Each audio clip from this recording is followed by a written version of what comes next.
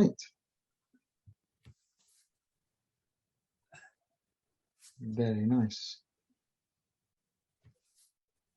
Okay. Well, good day, everybody. We are going to give it a couple of minutes before we start the actual event, just to let some more participants hopefully get online. So we'll be starting in about 2 minutes. So, but for those of you already online, thank you for joining, and thank you for joining so promptly. And we will, as I say, commence in a minute or so.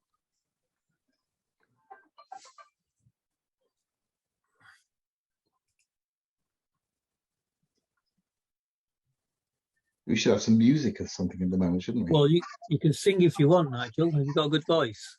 I used to sing, but I don't think anyone wants to hear me sing now. I can play the flute, but I just don't have it with me at the moment. So we should have had music. Come to think of it. I used to start live seminars with the piano, because I used to be a piano bar pianist. So I used to go and start playing the seminar if it was in a hotel with a grand piano, and then people would clap thinking that I was the entertainment, and then I'd get up and do the seminar. And, right.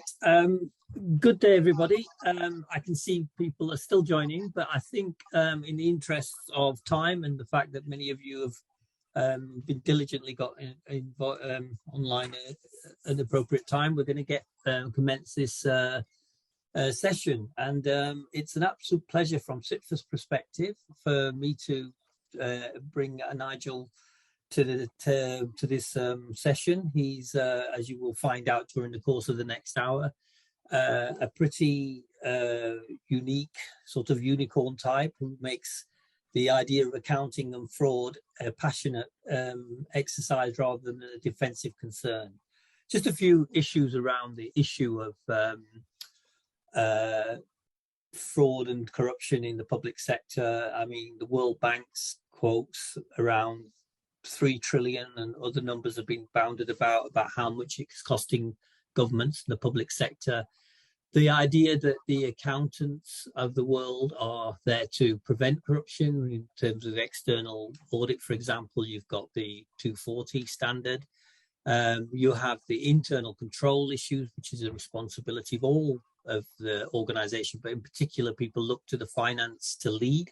So we talk about the tone at the top often in organizations, but I think there's also the tone from finance, and the finance have to be seen as the leaders in good practice, in diligence, in ethical conduct, in all of these things that change the organizational culture into one where people are doing the right thing for the right reasons, not because they're in fear, but because they want to make the organization's meaning and purpose valuable. As I often say, when it comes to the public sector, the reason you get motivated in the public sector is the reason why I would say in most people's cases in your life, the best thing you've ever done will often be something you've done for somebody else. And that's the public sector in essence. And by taking away resources from the public sector, you're stopping other people getting benefits and needs that, especially people like the vulnerable, the young, we're trying to free up resources so they can get the best life they can possibly have from the public sector perspective.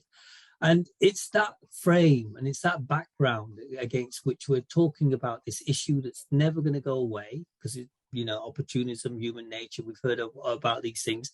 But what really is in the gift of the accountants and the financial management fraternity to help and ameliorate or mitigate things of a unsavory nature in terms of corruption and fraud.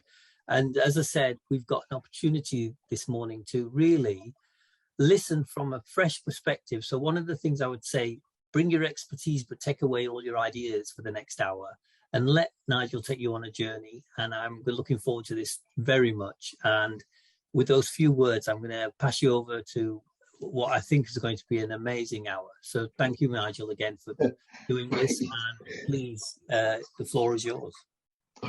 Thanks, Khalid. You've really set the expectations high. And hello, everybody. Thank you so much, Sipla and Khalid. And everyone in the team for letting me basically have the floor for a short while. But it's also you guys who are online. It's your floor too. This is going to be recorded. You're not going to be recorded, but your contributions, in a sense, through the polling, are going to be part of this.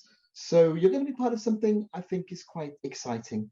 I'm going to give you a little bit about my background, but just very briefly, and now I've lost my, very briefly, just to go on to the next part. Today's goal, we're going to have some fun here today. We're not going to talk about all the standards and the regulation and the news articles and everything. We're going to talk about what we can do. It's no secret of it, I do quite a bit of teaching and fraud detective work to help large charities in the world, UN charities as well.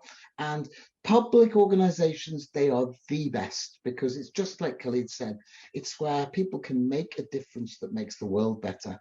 And to sort of narrow it down to today, it's really about how every accountant, every finance professional can protect their organization. We've called it the commercial dark arts, but it's financial damage, fraud and corruption. I like the word financial damage because it stops finding someone to blame, and it's more about actually finding the losses that make the world better. Fraud and corruption costs such a huge chunk of world GDP, which we'll explore.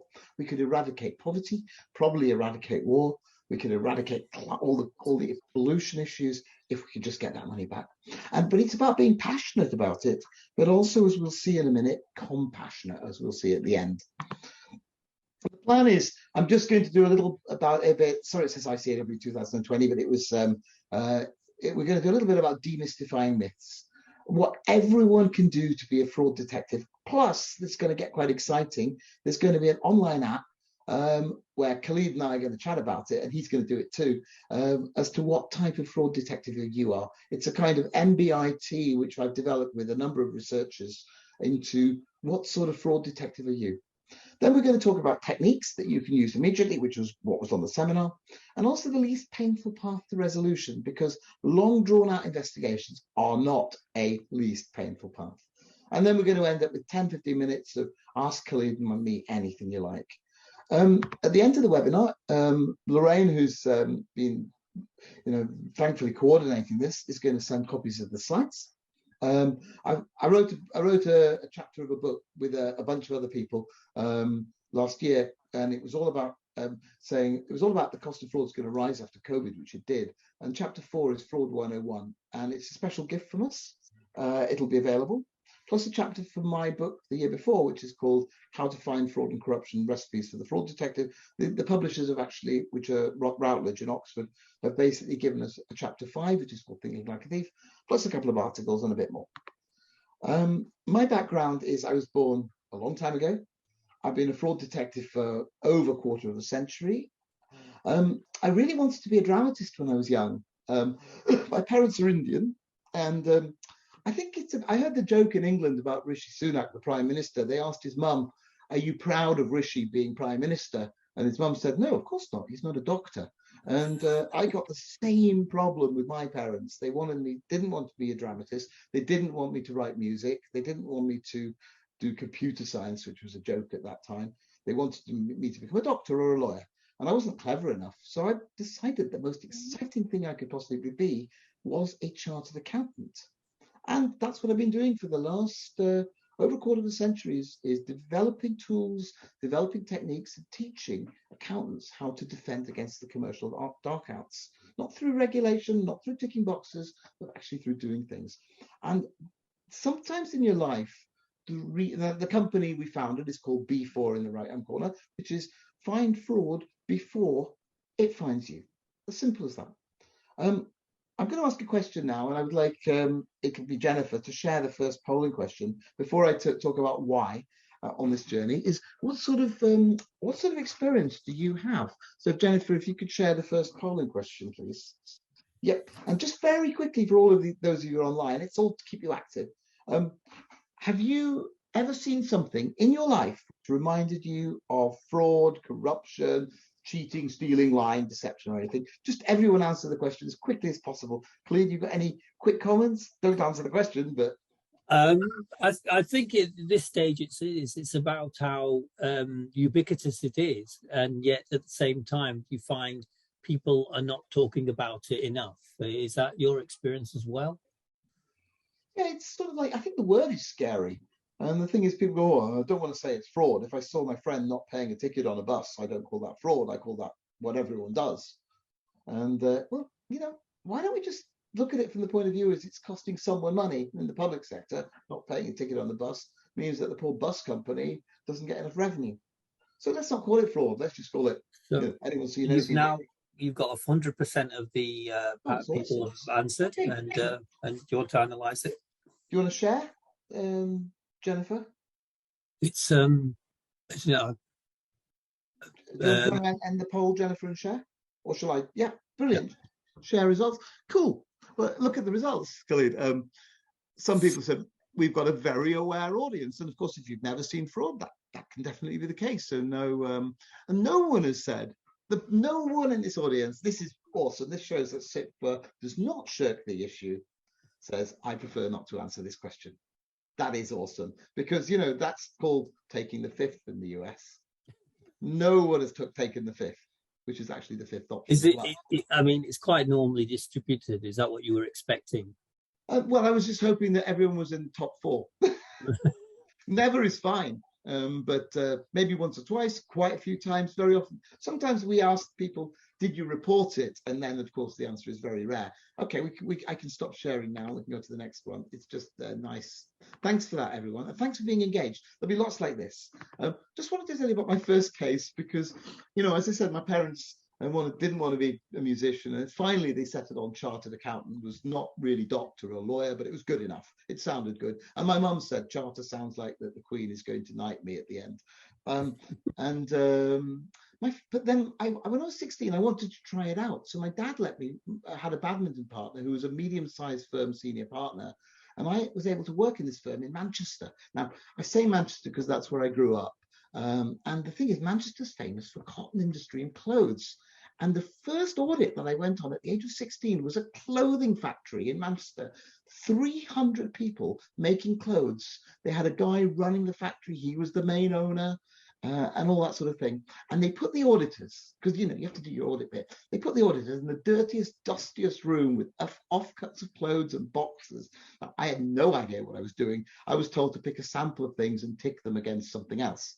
But I was so keen that I turned up earlier before the senior, who was called Iyer. And I got into the room, and unfortunately, someone had put a box by the door with offcuts of clothes. And I kicked the door open, and the box fell over. But it wasn't offcuts. It was 300 payroll books for an illegal night shift that worked between 8 at night and 4 in the morning. So what was happening is the factory owner had basically bought all of the materials, and then 1/3 of the production was being done by illegal immigrants. We're talking about 1980 at the time. Illegal immigrants who were basically being paid, it's called slave labor today, treated with no breaks. And of course, the clothes were being sold on the illegal markets, plenty of market stalls around Manchester. Now, we didn't know what to do. There was no standards or anything. So we called up Alan when the senior partner. He came down, immediately called the police. The police turned up. The whole case was basically run by the police after that. What I found out years later is there was only one guy in charge of the fraud. The immigrants were not really. They were victims. They were sent home or rounded up. The employees at the factory, they were decent people. They lost their jobs. The place was closed down. The main guy got got a 6-month suspended prison sentence, and then went to the Isle of Man where he could live, waited for the statute of limitations, i.e. his freedom to come, went back to the UK, went back to Manchester, bought 2 Jaguars cars, drove around one at a time, and then died after a year. But he never got any punishment. And I thought, oh my God, I ruined so many people's lives by falling over that box. I've got to do something good. And that's what I've been trying to do all my time. It's kind of atonement. But anyway, question for you. Back to the polling questions. I'm going to come up with a question in a minute. If you have an organization with external costs, and I'm only using dollars because I think it still probably is one of the world's most universal currencies. Could be euros, definitely not pounds anymore, but could be something else. But at the moment, I just said dollars. How much do you estimate on average is lost because of fraud and corruption each year? I've got 5 categories in a minute. Simple, wide people's definition. What we're talking about is anything deliberate, anything unethical done by anyone external and internal, which causes harm to the organization in the short or long term. And that includes loss of value. Public sectors lose value. Talked about the bus company, and that's a tiny one, but it does lose value. Profits, if it's a public sector organization that has a P&L account, damage to reputation, which is huge, and erosion of the wonderful thing you have in public sector, which is a culture. The reason I asterisk external is because there are so many external parties that do financial damage. Hackers, suppliers, consultants, opportunists, competitors. And we tend to think of fraud, which is why Khalid said that, people tend to back away sometimes because they think of it as the insider. The insider is a small piece of the pie. If you take the pie as 7 basic plots, and I'll show you what I mean by 7, you've got suppliers taking advantage, unethical customers, like the person who didn't pay the bus fare on the public bus transport system. Overstatement of figures and misleading documents come in. Kickbacks and bribery, definitely on the supply side in public sector, but also on the giving side. I want that grant. Dealings with dirty money. There's dirty money centers all over the world, and we'll come back to that in the fraud detective exercise. Then you've got the little one, which is the employees and the management misusing the organization for their own ends because they've got an inflated sense of entitlement. And then, of course, I said there's 7 categories. There's everything else. So based on something like that, this is a gut feeling, and I don't know if it's Jennifer or Megan yet, but Jennifer, yes, Jennifer. Jennifer, if you can put up the polling question number 2, please. And that's the same thing. It's answer what you think is the total cost per year based on anything deliberate and unethical done by anyone inside and outside, and let's just see what we get. And there's no right or wrong answer, Khalid, is there? In fact, is one of the difficulties is measuring the cost. It's been, people have tried, and even if you think about things like Transparency International, we're looking at perception indexes because actually to nail down the cost and the value of it, and that's one of the challenges in the public sector is, especially if you prevent it, how do you measure what you've prevented? Absolutely. This is good to get people. This is much more interesting. And I said it's so important that the participants participate, because this is actually, enough people from around to say, what do people mean? So if we've got to 24. Is that about? That's fine. I think that's. Let's go for that and share the results. Yeah. And look what we get. We get a very interesting spread. And nobody's wrong here, but I mean, the 2 highest bars are over 5% and over 7%. Nothing wrong with that. We can stop sharing now. I'll stop sharing. And so basically, thank you very much, everyone, again, for contributing to this. It's so valuable.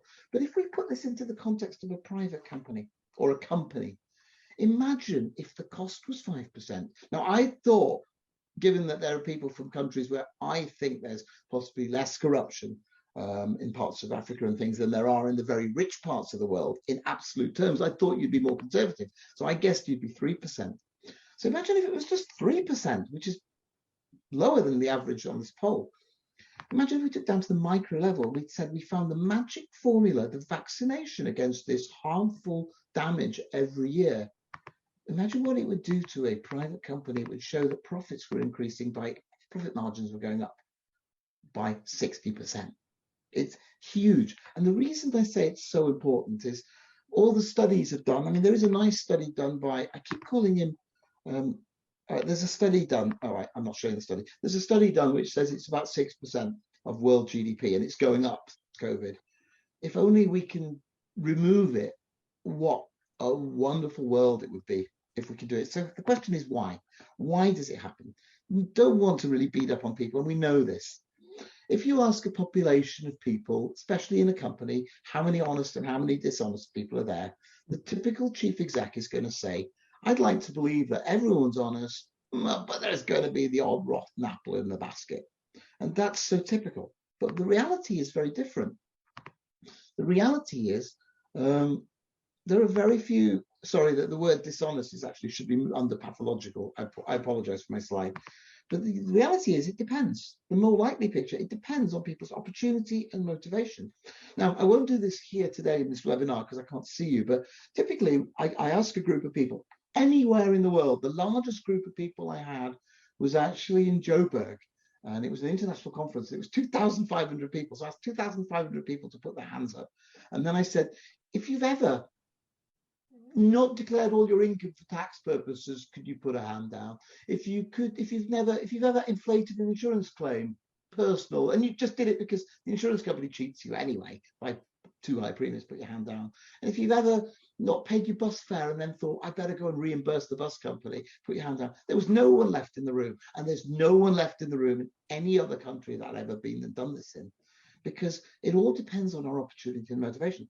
Thankfully, there aren't any, very, very few pathologically dishonest criminals, what we call corporate psychopaths, very few of them. And there's very few totally honest that have never, ever done anything, because we fit into the box. It depends on our, and this is where Donald Cressy comes in, it depends on our opportunity and motivation. And typical thing is, and this was put together by the CFO of UNESCO for me based on a webinar we did. She said, I've got an even better visual than you have. The more power, the more opportunity. The more money, the more motivation. People with lots of money tend to want more. And I thought, thanks, Magdi. That was a great slide. So I borrowed it from her. Typically, people with lots of money want more. So what you tend to find is the real fraudsters are not the people in the organization usually. They're the people outside, the people with lots of power and lots of money, and they always have opportunity and motivation. So I'm going to do a bit of a David Letterman, if you've ever heard of him. He was a talk show host. He used to do top 10s when I lived in the USA. I found them quite funny. This is my top 10 why we have failed to deal with the rising cost of fraud and corruption. I mean, 6% is unacceptable. Why we failed it? We've overcomplicated it.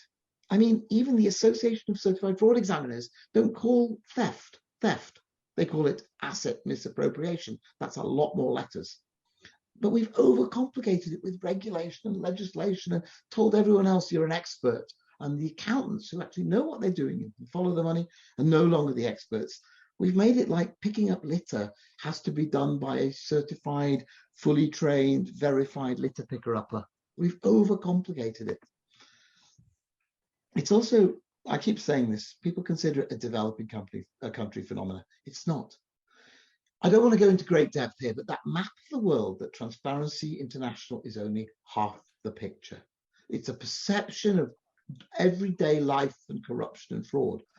If you imagine you had a country that was the most corrupt country, let's say it was a country somewhere in Africa, because that's what Transparency like to say, and the cost of fraud and corruption was 50% of the economy. And let's take a country in Scandinavia like Sweden, where people think in Sweden, they think it's 3 or 4%.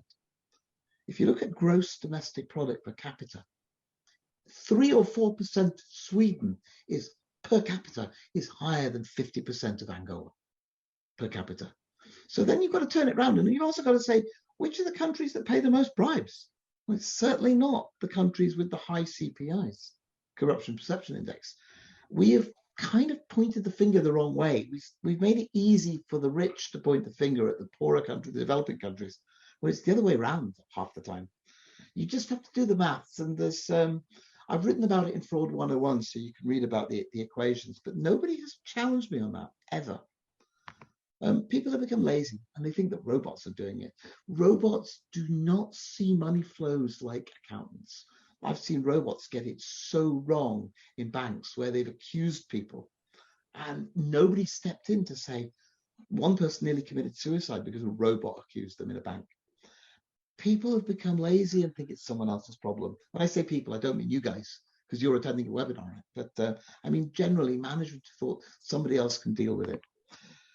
One concept I absolutely abhor is something that came 20 years ago called zero tolerance. I mean, tolerance is in every single ethical paper, religion in the world preaches some form of tolerance and forgiveness. And this is where compassion comes in. If you say we are going to prosecute with the most strong punishments ever, people were going to run and hide.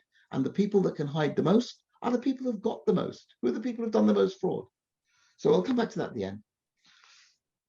We tend to forget that the world is full of dirty money. Years ago, we thought it was the Isle of Man, the Cayman Islands. Today, offshore dirty money has become, every time there's a trigger, September the 11th was an interesting one because people said the terrorists were using tax havens. So there was a huge task force set up. What happened? The systems to protect the money became more sophisticated, so people could do more. Then there was the Panama Papers, if you zoom forwards. And of course, it all started being hidden. So Panama became relegated from the Premier League of tax havens right down to the fourth division. Whereas other places, such as the United States, started opening up possibilities to open offshore countries. It's well documented, so I'm not saying anything offensive. The United Kingdom, after Brexit, had to keep money in the country, so it lowered the thresholds for registering a front company. And we don't see it, and it's too late. We let the journalists do it, but it takes them years to get there. What I call the tick box mentality, we'll come back to that, the mentality that we don't have to read anything more. I call it OCD, or obsessive compliance disorder. The fact that we think, oh, someone else is going to see it because it's not my job. Or let's wait until it gets really big and then panic and have a last minute investigation. Or let someone else, some poor maligned soul, eventually blow the whistle and probably have their life ruined. And the last one is this false sense of security and reliance on things that don't help fraud much. And the best example of that could be visualized. How many people here have actually signed on to something, for example, booked a ticket, booked a train ticket, booked something on the internet, bought something on the internet, registered for a seminar, and come up across this, tick the box, I solemnly swear, I've overdone it here, that I understand the terms and conditions. If there's anyone who always reads all the terms and conditions, I really want to meet you. Because I've never met anyone who actually reads it anymore. And the world has become, if you think about approvals in public finance invoice systems, they're all passed on through e-procurement and e-systems, and people don't read things anymore. The electronic read is just rubbish, or as I will call it, people are living in a world of believing that compliance and code of conducts work, which is C3, thinking that somebody's doing the risk analysis to spot fraud. If they had been, they wouldn't be saying fraud's a risk. If it's 6%, they'd say it's a certainty. So there wouldn't be any risk analysis. There'd be mad action to stop 6% leaking away every year. Policies and procedures that we can churn out on the internet that nobody reads anymore, but they're there if you go to court one day. And the last one is believing that the poor external auditors have a chance in hell of finding fraud. And unfortunately, that does spell crap. I really apologize. I just saw it now. So the cost of fraud after COVID has actually gone up. And the Counter Fraud Centre in the University of Portsmouth, run by Mark Button, or Professor Mark Button, is superb. They actually realize, they basically back up everything you've been saying there and what you've been saying in your polling, and it's been rising. So the little exercise I wanted to get onto at the halfway mark was, what kind of fraud detective are you? What I want to do is, you all will have the chance now, while Khalid and I have a little chat, which hopefully is also interesting, to go on to www.b4fraud.com. What I want you to do is open a separate window in your browser and go on to www.b4fraud.com. There's going to be 7 short scenarios, and your goal is to put a timer on and answer in 3 minutes the 7 questions. It's really gut feel and eye. The 7 questions are very simple. The first one you've already done, the second one, the third one, and then the system will calibrate.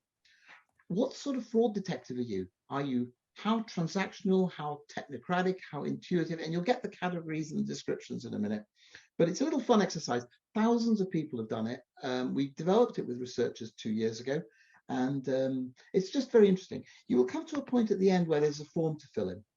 I've already said, what happens is you get an on-screen version. So this allows you to do the polling afterwards. But if you don't wish to get a report, and because to get a report, the system needs to know your email, you can enter a fake email, and the system will just send a fake email into space and nothing will happen. And you can enter any country you want. I happen to enter American Samoa because it came up with an A, but you can enter any country you want on the final form, and you can, as long as you enter the email in the format x.xx@mail.com or whatever, something.com, it will give you a report at the end. So my thing is, you can start now, is go on to www.b4fraud.com on a browser. Lots of people have done it. If you've got any questions, put it in the Q&A. and do the exercise for 2 or 3 minutes. And Khalid and I'll ask Khalid now to ask me some brutal questions. So that your top 10 and what you're saying is kind of, in a way, counterintuitive to the way we've been hearing the narrative over the last decade or two. And the idea that you're bringing out the idea that it's as external as it is internal, and it's inherent in the culture and the underlying environment. So it's not a technical issue. It's not being out clevering someone. It's actually embedded in cultures. What made you sort of deviate from the sort of standard zero tolerance? If you do it, you're the worst person on earth, and all of that. When did that sort of break come in your mind? About 15 years ago, I'd say, when I realized that the cost of fraud was the measured cost of fraud in every study was going up. And I suppose Sarbanes-Oxley that's who we're talking longer than 15 years ago, 22 years ago. Yeah. When Sarbanes-Oxley kicked in, that was the point when I realized, oh my God, this is a white elephant. This is a lot of box ticking. And it was really interesting because at exactly the same time, the federal sentencing guidelines, all at the time of Enron and all that, and they said that we need to increase the sentences for people by 5 times for management that sit on top of a dirty organization. They used Kenneth Lay of Enron as the example. And I thought, well, that is a good deterrent, but you can't increase it by 5 times because medical research hasn't increased lifespans enough. Leslie has just asked, some of the images and questions 4 and 5 are not showing. Will it be due to my work access? Could be. It's never happened before. I apologize. Okay. But we can come back to that. People can ask me questions at the end. What we can do is let's do the poll. Is it Jennifer? Let's do the poll, question 3. Let's see what people say. So we can. Do you want to share the poll? Jennifer, are you there? Hello? There we go. Yeah, let's share the poll. Let's see what people came out of, and let's see what sort of spread we get. An early run on intuitive, technocratic. Yeah. I mean, in a very, very average world audience, when I did out of 200 people on a world banking people thing, they came out 25, 25, 25, which was interesting.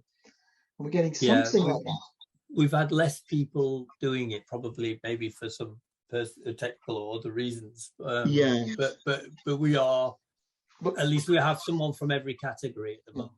It could be your browser. It could be, but this is a free study. This is share it with anyone you want. Have some fun, because what I'm going to say at the end is what these categories mean.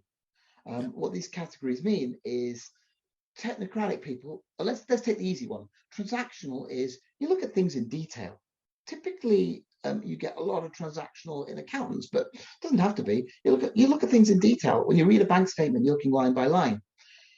Technocratic people are looking for systematic patterns. Holistics are looking for the overall picture. I looked at some bank statements yesterday, which was for an association. Someone asked me to come and do an audit of it. And I said, what's that? And they said, oh, yeah, because there are some associations that want money being paid out, but they want cash. So I spotted it. This holistic. I looked at the big picture. And intuitives are like Sherlock Holmes. 98% of the time, they see it, they're right, and they're heroes. 2% of the time, they're incredibly wrong.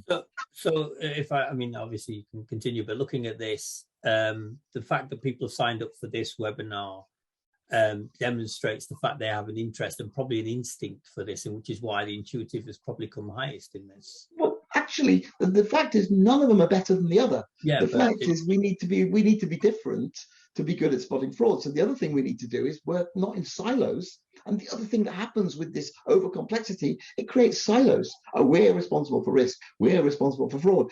Everyone is a fraud detective, but you need to work together. So my thing to the participants is, by all means, use this b4fraud.com in Teams. Try it out with friends. Just use it for fun. Don't need to put your mail address in because you get the answers. And it's just really nice to use it. But the trick in it and this is where I come as a bit devious, is everyone is a fraud detective. Every single person comes out as something. If you don't do it, then you might not be. That could be taking the fifth. No, I don't want to commit myself to anything. I don't want to look. But generally, everyone does, and I'm sure everyone did try at least. So I'm just looking at the time, so I do want to make sure we have time. These were the questions. We don't need. I'm just going to whiz through just so who did, if they didn't get on it, you get a scenario. We all see different things. For me, it's the British Virgin Islands Company and the JJ Investments. For other, it's the fact that very few people are called John Jones. It's probably a fake name. For other people, it's the cash. For other people, it's you get an offer too good to be true. There are just so many things that you could look at. And when you get to that invoice, I mean, this is a real invoice. I've X'd the dates out because it's timeless. But no, it's timeless. But some people would say, it's invoice number 3. Other people would say it's a holding company in Cyprus. Other people would say it's a Gmail address. Some people might say there isn't a 31st of April 2020. Some people will, and that means it can't have been produced by computer. Some people will say it's a round number, etc., etc., etc. Some people will say Tom Rookdantle, just by coincidence, is an anagram of the name Donald Trump, but that's irrelevant. And the same thing with this. People will say, well, I looked at the thing, it's Malta that it's setting for. There's no such person as Sir David Ramsden. Different email addresses. You all see different things. This one was a real credit note. There's only real ones. Some people will say it's the fact that somebody's trying to put sales into the next year. And some people might say, one person said, and I never noticed it, it's the smiley face at the end. There was nothing smiley about that email. There's so many different things. People will look at numbers going into bank accounts. I know we're short on time. So on a bill, you spotted a side dish. I remember this. This is typically, which got me, I got very upset and forgot to read the small print. That's the intuitive in me that's wrong some of the time. So a little bit more detail, you'll get that on the slides about who you are, and you can get that on the report if you want to do it again with your real email address. Just a little bit of tips. We talk about risk analysis. Actually, the best fraud risk analysis is done from the inside out. It's called thinking like a thief. If you can think like someone on the outside, a dishonest supplier. We did this with the UN organizations. How would a dishonest business partner work? Oh, then they would do this. They would find the loophole. They would swindle us. Sorry, it says bank. It should say organization. It should swindle your organization for at least $100,000. Just go through the exercise. Put your shoes in put yourself in the shoes of a dishonest supplier, a dishonest recipient, a dishonest consultant, a dishonest hacker, a dishonest criminal, which is like saying the same thing twice, and then see what you can do. And you can be anyone you want. It's the best method of generating the real methods of fraud that hit your organization. And this you're going to get chapter 5 of the book, so I don't need to, but the summary is, you get people warmed up. Use the fraud detective challenge you just did to allow yourself to think, hey, fraud happens. Then think, who are the people, what do we have a value in our organization? Who are the opponents? And then go through this. What would a dishonest opponent do? Think of it like there's football going on in the world this year, which I've vowed not to watch so I can work a bit harder.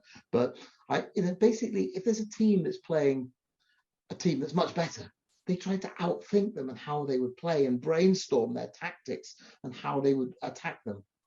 It's the same thing. And then you can I call this a recipe. It's written as a recipe. You assemble a profile of the most likely methods and what impact they have, and then you can look for them. How do you look for them? The mantra is following the money, and we're short a little bit on time, but the mantra is, if you follow the money, you're always going to find things, which is what accountants are good at. The phrase comes from Watergate, 1970s. Richard Nixon was paying people to, that time, tape record his opponents, the Democrats. The whistleblower, who never wanted to be disclosed, said to the investigators, follow the money. And of course, by following the money, they could find the payments, and then they could find who it went to. And it's exactly the same. If you look at those, I'll give you an example of a case we did, a very, very short. It was in Southern Africa. It was just before COVID, and I'm not going to say which country it is, so I blurred the photo, but it was a mill that produced wheat and maize. And it was invested by some investment funds around the world to basically keep the sustainable food production. It was a very good investment. It was done with a long-term view. The country was a great country. 10% of the staple production was produced by that single mill. But then suddenly there was a huge report of stock losses at the mill. And there were two foreigners there who were non-natives. One was the general manager and the other was the deputy general manager. And they said, we've discovered massive stock losses of raw materials from the silos at the mill. They got the external auditors in, they got some technical people in, and they said, yes, it's the scale from the silo which transfers, it's been faulty for years. There's so much runoff that people are stealing raw materials. Somehow the investment people I knew said, it doesn't make sense. I don't know why. So I started analyzing the money flows.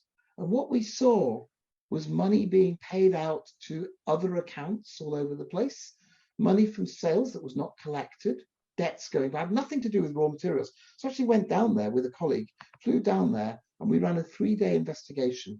And we analyzed the money. What we found out was there was no fraud by the locals. The two foreigners had used corruption perception index to say the local people in this African country must be corrupt and we're not.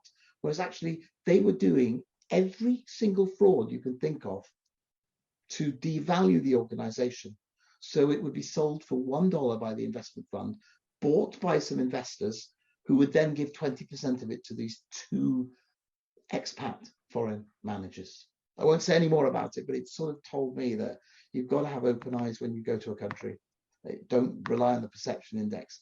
And luckily, the mill is still working today. We turned it around. Those people have got their visas cancelled. No one went after them. It would be impossible. Confucius said, if you want revenge, be prepared to dig 2 graves. They just have to watch the mill flourish today. So I'm going to give you this to do as an exercise in the slides, but these are examples of typically how accountants are so good at giving it to accountants so they can spot that many red flags straight away. And this is why I say accountants are the superheroes who are going to change the world if we do it right in the years to come. Because accountants and auditors, people like yourselves, are the people who can see what's happening. But I agree with Khalid, it may be complex to investigate. The earlier you find it, the simpler it is to investigate. So I can't say a lot. I'm going to give out a podcast about this. So the last thing is resolving. Heavy investigation. Do we still have time to play the film, Khalid? Yes, you've got. Okay. What I'm going to do is it's the last thing. It's a bit of a Netflix time. I'm not trying to advertise it. It's a bit of a film time. What we're going to do is we're going to watch a film together and then have a little polling question. And I'm going to be mucking around a little bit now because I've got to share the screen slightly differently. I've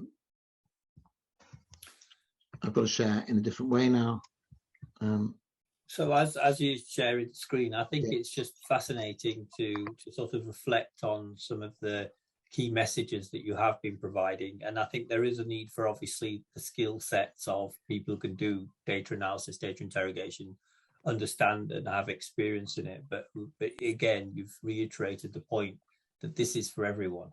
And I think that let's watch the video. And can you see the video, Khalid? Yes, we can. Okay. The video is basically, the question at the end is, we can be great accountants. We can find things. We can be super, like not this guy in the film, the other guy. And it's actually, you learn from your mistakes. The guy in the video was me many years ago when I jumped in and thought something. I was right in a way, but I approached it wrong. And it's called Only Fools Rush. Sorry I've been so hard to drag down. What's up? It's about some of your projects, and also Paul Callow. What have you done now? Well, finance is concerned about some of the expenses. Finance. These are just some examples.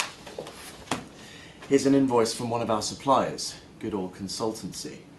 We can't find any record of any services being provided. And these are some receipts that look like private expenditure. This one's a shower curtain. And this conference invoice. I've checked it out. It doesn't seem like this conference ever took place. Well, there must be some sort of explanation for all this. I signed off on these expenses after all. Ma'am?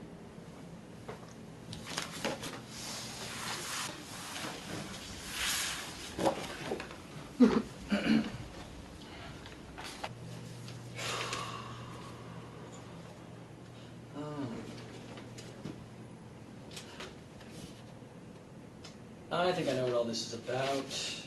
Oh, but thanks for raising it. I better take it from here. As I said, they're just some examples. Some of the entertaining is rather high too. Tony and Cameron are concerned about our code of conduct. You people and your code of conduct. My projects. Pay your salary, come in on budget and win environmental prizes. How else are we going to make money if we don't spend a little from time to time?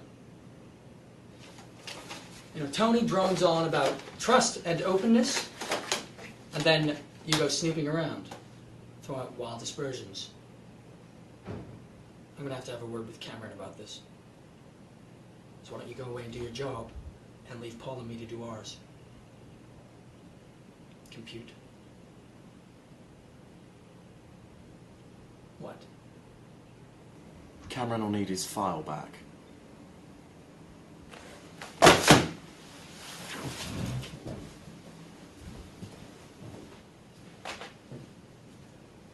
Bean counters. What? Oh, hey, Tone. Sure, fire away. Okay. Okay, so maybe Jennifer, you can put up the poll question right now while I go back to the screen. And we can put up the next poll question, which is, I'll just, the poll question is, how would you describe his behavior? The guy who got this guy here.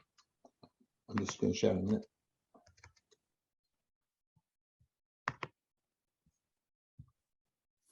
Very good. The reply so far.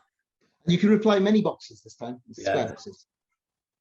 So it's really nice of you. Thank you. By the way, I want to say a big thank you for everyone for being engaged. This is really great because your engagement is going to be so important to show that in the world of SIPFA is getting engaged. And and the first time I met Khalid and Lorraine and the team, one of them was actually, he's called Cameron, isn't he?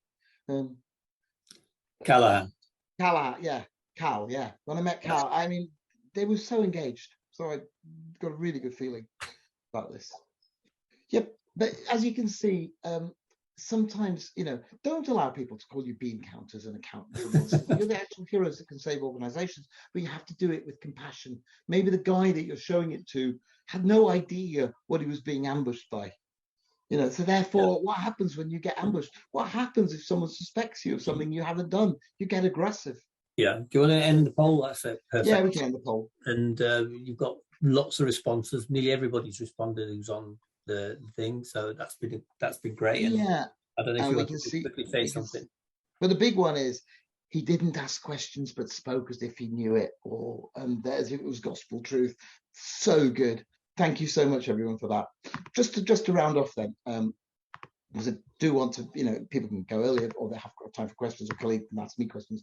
There are so many alternatives to zero tolerance. Don't jump. Basically, the Confucius thing, revenge is not a good thing. Finding it early. Sometimes somebody wants to pay back for an honest mistake they've made. Give them that chance. There are so many ways. But if you apply zero tolerance, it's against everything we ever learned in ethics or religion or human ethics or wherever. You would never. I remember in South Africa, there was at that seminar in South Africa, the Minister of Trade spoke before me and he said, we will show no mercy if anyone is doing fraud. And then everyone admitted they did fraud. And I said afterwards, Bob sounded like the nicest guy in the world. He looked like someone's grandfather. If he came back and his grandkids were writing on the wall of his neighbor's house, would he call the police or would he tell the neighbor and get his kids to clean it up?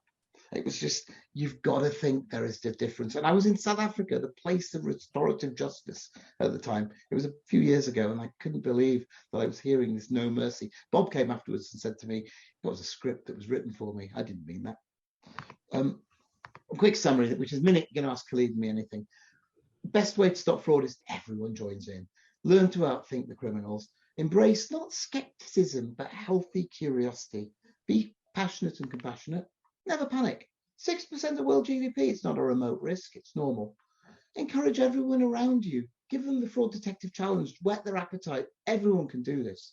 Don't let computers dominate. That would be like The Matrix, the film. And stay ahead of the problem. Don't wait for the whistleblower. Everyone's going to get these slides. Lorraine is really cool. She's going to send out Fraud 101. The chapter's available. You have to register for that through my publishers, but they will give it for free, which is the longest chapter in the book. A couple of articles I'm going to send Lorraine. And there's a podcast. It's not a SIPFA podcast, but it's by a very nice organization in the United States who did an interview, if you want to listen to it, and reach out for anything. So now it's the last thing is, I say, there was a playwright called Oscar Wilde, and I like his plays. He's funny, but he's well known for a phrase. I would say if he was alive today, he would have said, "There's only one thing worse than finding fraud, and that is not finding it." So thank you very much, and it's time to ask Khalid, especially, or me, anything. And if anybody else wants to pop anything into the questions and answers, please do so, and I will try and bring those to Nigel's attention. But I think, Nigel, that what I keep saying is you've got to go from the vicious circle of corruption to the virtuous circle of integrity. And you've got to look at the narrative and say, look, people talk about this in their organization, and they talk about actually doing the right thing and getting people to want to do the right thing as much as trying to stop the wrong thing. Yeah. And it's kind of, it gets fatiguing to keep talking about problems. But if you start talking about how to do things well and enjoy, like you say, fulfill the objective of your organization. But the one thing that I think in the public sector, which I use the expression, we always hear about management override, and that I love that graph with the power and the money. But in the public sector, we have what I call political override as well. Mm. And I think that's one of the other things that's quite difficult to take on is the cultural dimensions. So how would you sort of kickstart that sort of mindset changing? Talk about it with the lowest possible threshold so that people don't feel scared to say, hey, I did something. You've really got to, it's almost like the concept, the best example in the world of changing a mindset. There may be lots of things wrong in South Africa, which are pointed out to, but there are lots of things right. There could have been a bloodbath, but there wasn't. The Truth and Reconciliation Committee, every time they've done the same thing. I mean, I work a lot in Serbia, for example, and places, the countries around there. There's been huge efforts. I mean, I've given seminars where people are working in teams to think like a thief from Bosnia, Croatia, Serbia. And these people were supposed to be killing each other a few years ago. And people lowered the threshold to be able to talk about things again. It's the same thing with fraud. Just let people talk about it. I think it's much better than big investigations that go for getting people, because then they hire lawyers and everyone hires lawyers, and then the lawyers make lots of money. It was interesting, wasn't it? Because you think about Desmond Tutu at the Truth and Reconciliation Committee, and that was almost linked to morality and spirituality as much as it was, and it brings in all dimensions of humanity, not just the operational aspect of transactional but when I was an accountant, reconciliation is definitely an accounting term, and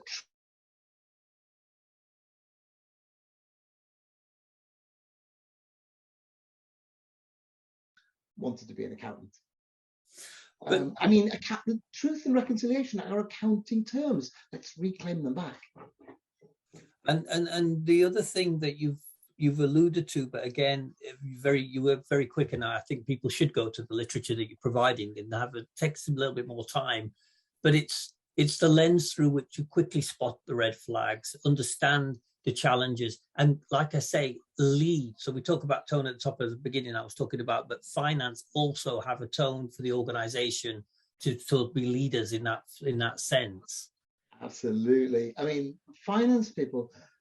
You see, in a world where things are going amazingly with the world economy, then it's fine to have certain people who have no finance background whatsoever. When the world economy is going down, when we all need the money to help each other, finance need to jump into that space and lead, but lead passionately and compassionately, not by saying you spent a penny out here and you didn't do a thing here, but it's more about saying, what can we do to all make the world a little bit, we need that money more than ever now.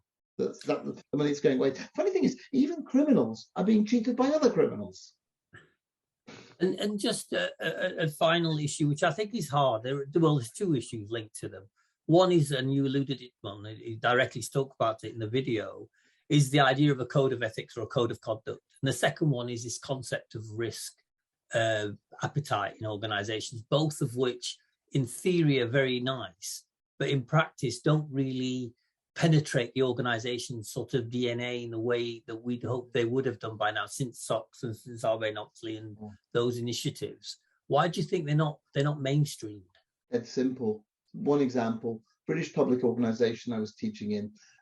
We had a webinar just like this. It was near Oxford, and the head of the organization, the CEO, was there. And people said, well, the cost of fraud in our organization is about 4%. And she said, but we've had external auditors every year, and the biggest they've ever picked up was a £200 fraud. And so everyone thinks the risk is not there in their organization, but it's there in the rest of the world. And she was so open and honest about it to say, I've been stupid, haven't I? I've been thinking that external auditors, if they don't find it, there's no fraud in our organization. It's not the external auditor's fault. It's the fact that we just pretend that we are the best in class and no one else and everyone else carries the can, whereas everyone is suffering.